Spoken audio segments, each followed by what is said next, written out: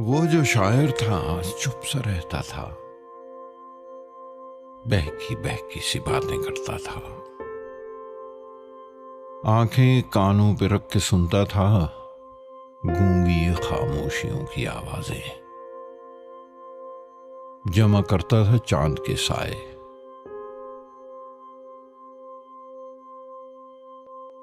گیلی گیلی سی نور کی بوندیں اوک میں بھر کے کھڑکھڑاتا تھا، روکھے روکھے سے رات کے پتے وقت کے اس گھنیرے جنگل میں کچے پکے سے لمحے چنتا تھا۔